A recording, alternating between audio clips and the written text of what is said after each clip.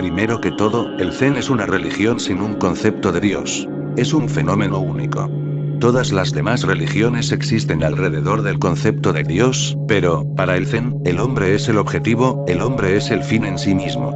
Dios no es algo que esté por encima de la humanidad, sino que Dios es algo oculto en la humanidad. El ser humano lleva a Dios en sí mismo, como potencial.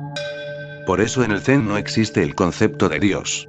Si lo prefieres, puedes decir que ni siquiera es una religión, porque, ¿cómo puede haber alguna religión carente del concepto de Dios? Por eso, quienes han sido educados como cristianos, musulmanes, hinduistas, o judíos, no pueden entender qué clase de religión es el Zen. Si no hay Dios, entonces es un ateísmo, pero no lo es. Es teísta hasta la médula, pero sin un Dios. El Zen dice que Dios no es extrínseco a la religión, es intrínseco. No está allí, sino aquí. De hecho, para el Zen no hay allí, sino que todo es aquí. Aquí, en este momento, que lo es todo. En este momento converge toda la existencia, todo está disponible. Si no puedes verlo, eso no significa que no sea así, simplemente quiere decir que careces de la visión para verlo. A Dios no hay que buscarlo, solo tienes que abrir los ojos. Ahora bien, la oración es irrelevante en el Zen. ¿A quién rezar? No hay ningún Dios sentado en algún sitio en los cielos, controlando la vida y la existencia. No hay controlador alguno. La vida se mueve en una armonía, por sí misma.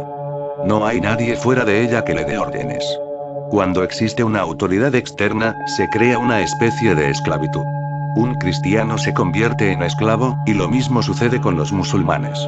Cuando Dios está por ahí dando órdenes, como mucho puedes llegar a ser un servidor, o un esclavo. Pierdes toda dignidad. No es ese el caso con el Zen. El Zen te proporciona una tremenda dignidad. No hay ninguna autoridad en ninguna parte. La libertad es completa y fundamental. Si Friedrich Nietzsche hubiera sabido algo sobre el Zen, podría haberse convertido en místico, en lugar de volverse loco. Dio con un importante hecho. Dijo, Dios no existe. Dios ha muerto, y el hombre es libre. Pero básicamente Nietzsche creció en el mundo de los judíos y los cristianos, un mundo de ideas muy estrechas, muy confinado, y lleno de conceptos. Tropezó con una gran verdad. Dios no existe. Dios ha muerto, y por tanto el hombre es libre. Fue a dar con la dignidad de la libertad, pero fue demasiado. Fue demasiado para su mente. Se volvió loco, se salió de sus casillas. Si hubiera sabido algo del Zen, podría haberse convertido en un místico, no había necesidad de enloquecer. Uno puede ser religioso sin un Dios. De hecho, ¿cómo se puede ser religioso con un Dios? Esa es la pregunta que hace el Zen, una pregunta muy inquietante. ¿Cómo puede un ser humano ser religioso teniendo un Dios? Porque Dios destruirá tu libertad, te dominará. Puedes buscar en el Antiguo Testamento. Ahí Dios dice, soy un Dios muy celoso, y no puedo tolerar ningún otro Dios. Quienes no estén conmigo están contra mí. ¿Cómo puede alguien ser religioso con un Dios así? ¿Cómo puedes llegar a ser libre y a florecer? Sin libertad no hay florecimiento que valga. ¿Cómo puedes alcanzar tu manifestación óptima cuando hay un Dios que te confina, condena, forzándote a hacer las cosas de esta o aquella manera, manipulándote? El Zen dice que con Dios el ser humano es un esclavo. Con Dios el ser humano seguirá siendo un adorador. Con Dios el ser humano tendrá miedo. ¿Cómo puedes florecer si tienes miedo? Te encogerá, te secarás, empezarás a fenecer. El Zen dice que cuando no hay Dios existe una libertad tremenda, que no hay ninguna autoridad en la existencia. De ahí surge una gran responsabilidad. Recuerda, si estás dominado por alguien, no te puedes sentir responsable. La autoridad crea irresponsabilidad. La autoridad provoca resistencia. La autoridad crea reacción en tu interior, rebelión. Querrás matar a Dios. Eso es lo que Nietzsche quería decir cuando afirmó que Dios ha muerto. No es que Dios se haya suicidado, sino que ha sido asesinado. Debía serlo. Con él no era posible la libertad. Solo sin él. Pero entonces el propio Nietzsche se asustó. Para vivir sin Dios se necesita mucho coraje, mucha meditación, mucha consciencia, y eso no estaba presente en él. Por eso digo que dio con el hecho, que tropezó con él, no que lo descubriese. Para el Zen es una verdad establecida, no hay Dios. El ser humano es responsable de sí mismo, y del mundo en el que vive. Si existe sufrimiento, entonces eres responsable. No hay nadie más a quien acudir. No puedes sacudirte tu responsabilidad. Si el mundo es horrible y existe el dolor, entonces nosotros somos los responsables, no hay nadie más. Si no crecemos no podemos echar la responsabilidad sobre hombros ajenos. Debemos hacernos responsables. Cuando no hay Dios te ves remitido a ti mismo. Entonces debes hacerte cargo de tu vida. Debes tomar las riendas en tus manos. Ahora eres el Señor.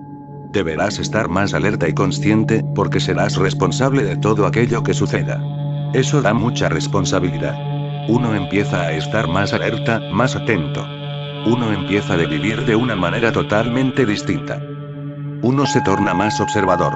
Uno se convierte en testigo. Y cuando no hay más allá, el más allá está en tu interior. No hay más allá de ti mismo. En el cristianismo, el más allá, está más allá. En el Zen, el más allá, está en el interior. Así que la cuestión no radica en alzar los ojos al cielo y rezar, eso no tiene ningún sentido, porque estás rezándole a un cielo vacío. El cielo es de una consciencia mucho más inferior que tú. Hay quien le reza a los árboles. Los hinduistas le rezan a un árbol. Muchos hinduistas van al Ganges y le rezan al río, otros le dedican sus oraciones a una imagen de piedra, muchos rezan al cielo, o a un concepto, a una idea. Lo más elevado reza a lo inferior. La oración no tiene sentido, dice el Zen. Solo la meditación, no es que tengas que arrodillarte ante nadie, sino que debes deshacerte de ese viejo hábito de la esclavitud, todo lo que necesitas es sosegarte y silenciarte, e ir hacia tu interior, para hallar el centro. Ese centro es también el centro de la existencia. Y cuando hayas alcanzado tu núcleo más íntimo, habrás llegado al núcleo más íntimo de la propia existencia. Eso es Dios en el Zen. Pero no lo llaman Dios. Y está bien que no lo hagan. Así que lo primero que hay que recordar sobre el Zen, es que no es una teología, pero sí una religión, aunque también aquí radica una tremenda diferencia. No es una religión como el Islam. El Islam tiene 3 pilares. Un Dios, un libro y un profeta. El Zen no tiene Dios, no tiene libro, y no tiene profeta. Toda la existencia es la profecía de Dios. Toda la existencia es su mensaje. Y recuerda, Dios no está separado de su mensaje. El mensaje en sí mismo es divino. La teología aparece con un libro. Necesita una Biblia, necesita un Corán. Necesita un libro que pretenda ser santo, un libro que intenta decir que es especial, que no hay ningún otro libro igual, que es una bendición del cielo. El Zen dice que todo es divino, ¿cómo puede haber algo especial? Todo es especial. El Zen manifiesta la santidad de la vida ordinaria. Bokoju, un gran maestro Zen, solía decir, ¡qué maravilla! ¡Qué misterio! Corto leña y saco agua del pozo, ¡qué maravilla! ¡Qué misterio! Cortar leña, sacar agua del pozo, y dice, ¡qué misterio! Eso es el espíritu Zen. Transforma lo ordinario en extraordinario. Transforma lo profano en sagrado. Desecha la división entre el mundo y lo divino. Por eso no es una teología, sino pura religión. La teología contamina la religión. No existe diferencia entre un musulmán, un cristiano y un hinduista, en lo que respecta a la religión, pero sí en la teología. Cuentan con teologías distintas. Y la gente se ha estado peleando a causa de esas teologías. La religión es una. La teología es múltiple. Teología significa la filosofía acerca de Dios, la lógica acerca de Dios. Es un sinsentido, porque no hay manera de demostrar a Dios, ni de lo contrario. Los argumentos son simplemente irrelevantes. Sí, uno puede experimentar, pero no probar, y eso es lo que intenta hacer la teología. Y no deja de hacer cosas igualmente estúpidas, tratando de cortarlo todo con el patrón de la lógica. Cuando la miras a cierta distancia, no puedes más que reírte de lo ridícula que es. Una persona auténticamente religiosa carece de teología. Sí, tiene la experiencia, la verdad, esa luminosidad especial, pero no teología. El Zen mira a la humanidad con una visión íntegra. Su mirada es total. Por eso el Zen es la religión del futuro. La humanidad va avanzando lentamente hacia una consciencia que prescindirá de la teología, y la religión se aceptará puramente como una experiencia. En japonés hay una palabra especial para designarlo. Lo llaman konomama, o sonomama, en nuestro idioma se traduciría como talidad. ¿Y qué es la talidad? Es la gran realidad de la vida, libre en su movimiento. Más allá de la talidad no hay nada que pueda llamarse santo. La talidad está más allá de la relatividad de la vida, y también más allá del vacío iluminador. La talidad es todo aquello que está mucho más allá de todo dualismo. Esta talidad de la vida es Dios. No es que Dios exista, sino que la misma talidad es divina, la talidad de un árbol, la talidad de una roca, la talidad de un hombre, de una mujer, de un niño. La palabra Dios no es Dios. El concepto Dios no es Dios. Tampoco el concepto amor es el amor, ni la palabra comida se come. El Zen dice algo muy simple. Dice que recuerdes que la carta donde aparece el menú no es la comida, y que no empieces a comértela. Eso es lo que ha estado ocurriendo desde hace siglos, que la gente se está comiendo la carta. Y claro, así les va, están desnutridos, no fluyen, no son vitales, no viven de manera total. No se han alimentado de comida de verdad. Se han pasado el tiempo hablando de comida, y se han olvidado por completo de lo que es. A Dios hay que comérselo, a Dios hay que probarlo, a Dios hay que vivirlo, y no discutir sobre él. El proceso de discutir es la teología. Y ese discutir no cesa de dar vueltas, y nunca llega a la cosa en sí. Es un círculo vicioso. La lógica es un círculo vicioso, y el Zen realiza todos los esfuerzos posibles para sacarte de ahí. ¿Y cómo es que la lógica es un círculo vicioso? La premisa ya implica la conclusión. La conclusión no será nada nuevo, pues está contenida en la premisa. Y también en la conclusión, tenemos la premisa contenida. Es como una semilla, el árbol está contenido en la semilla, y luego el árbol dará nacimiento a muchas más semillas, y en esas otras semillas también habrá árboles contenidos. Es un círculo vicioso, semilla, árbol, semilla, y así. O bien, el huevo y la gallina y el huevo, sin fin. Es un círculo. De lo que trata el Zen es de salir de ese círculo, de no seguir moviendo palabras y conceptos en la mente, sino de caer en la cuenta de la propia existencia. Ahora una anécdota. Un gran maestro Zen, Nanin, se hallaba cortando leña en el bosque. Y llegó un profesor de universidad a visitarle. Y claro, el profesor pensó, este leñador sabrá dónde vive Nanin. Así que se lo preguntó. El leñador tomó el hacha en sus manos y dijo, me costó muy cara.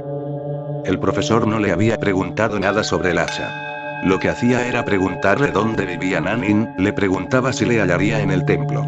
Y Nanin volvió a levantar el hacha y dijo, mírela, me costó muy cara. El profesor se sintió un tanto desconcertado, y antes de que pudiera escapar de allí, Nanin se le acercó y le colocó el hacha en la cabeza. El profesor empezó a temblar, y Nanin dijo, tiene muy buen filo. Y el profesor salió corriendo. Más tarde, cuando llegó al templo, se enteró de que el leñador era nada más y nada menos que el propio Nanin. Entonces le preguntó a uno de los discípulos. ¿Es que se ha vuelto loco? No, aseguró el discípulo.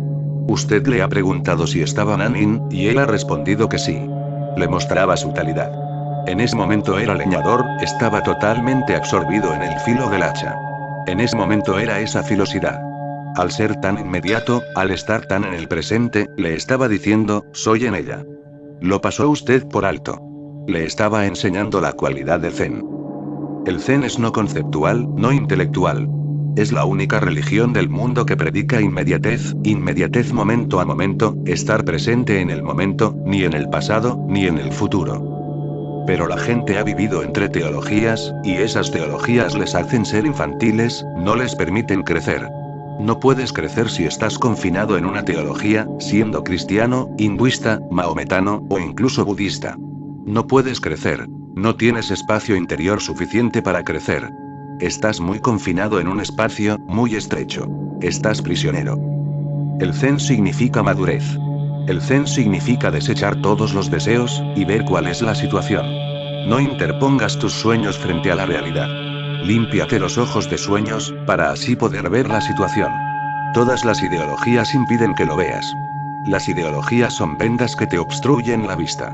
Un cristiano no puede ver. Tampoco puede un hinduista, ni un musulmán.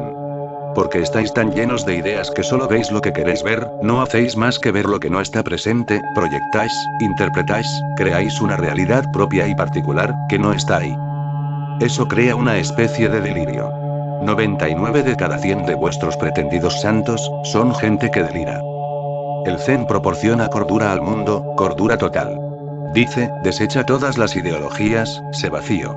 Mira sin ninguna idea. Mira en la naturaleza de las cosas, pero sin ninguna idea, prejuicio ni presunción. Así que hay que abandonar la teología.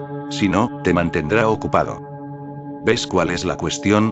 Si tienes una idea, existe la posibilidad de que la encuentres en la realidad, porque la mente es muy creativa. Y claro está, esa creación solo será una imaginación. Si estás buscando a Cristo, empezarás a tener visiones de Cristo, y todas ellas serán imaginarias. Si buscas a Krishna, empezarás a ver a Krishna, y todas esas visiones serán imaginarias. El Zen es muy realista. Dice que hay que abandonar la imaginación.